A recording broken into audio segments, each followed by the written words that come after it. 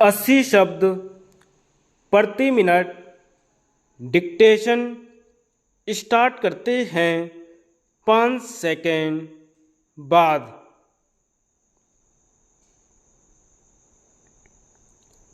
सभापति जी, मैं आपको धन्यवाद देती हूँ कि आपने मुझे बोलने के लिए समय दिया।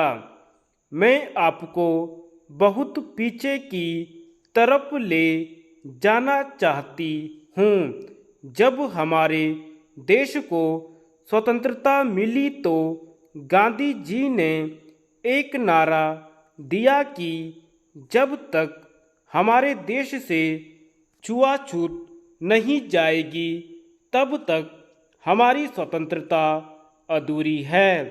उन्होंने जब तक वे जिंदा रहे हरिजनों के लिए कार्य किया। हरिजनों के साथ बहुत अत्याचार होता था, बहुत छुआछूत होता था। उन्हें मंदिरों में नहीं जाने दिया जाता था। उन्होंने हरिजनों को हरिजन नाम दिया, केवल इसलिए दिया कि सभी हरि की संतान हैं।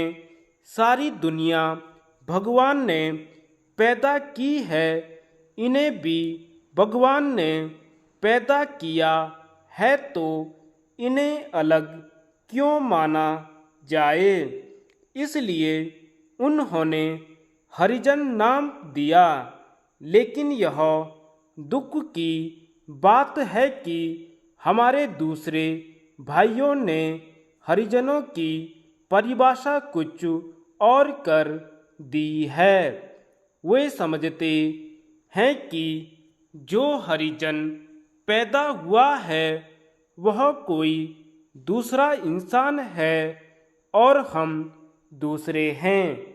मेरे कहने का तात्पर्य यह है कि जब तक हमारे यहाँ से छुआछूत नहीं निकलेगी तब तक हरिजनों को आदर सत्कार नहीं दिया जाएगा। तब तक हरिजनों के लिए स्वतंत्रता का स्वप्न अधूरा ही रहेगा। मैं नहीं समझती आज जो हम चर्चा कर रहे हैं उससे तब तक कोई लाभ होने वाला है जब तक कि हरिजनों के लिए जो हमारे कार्यक्रम या विधान हैं उन पर पूरी तरह से कार्यान्वयन नहीं होता। उस पर कार्यान्वयन करना बहुत आवश्यक है। लोग कहते हैं कि हमारे साथ अन्याय हो रहा है। आपके सामने अभी माननीय सदस्यगण बोले। उन्होंने बताया कि जहानाबाद में हरिजनों के साथ यह हुआ, बिहार में और भी बहुत सी जगह हत्याएं हुई, सब जगह यह चला है। ऐसा क्यों हो रहा है? हरिजन होना, आदिवासी होना कोई गुनाह तो नहीं है। क्या वे हरिजन होकर, आदिवासी होकर हमारे समाज में सम्मिलित नहीं हो सकते? जब कभी कोई चुनाव होता है तो सभी लोग मानते हैं कि वे भी वोट देने के हकदार हैं।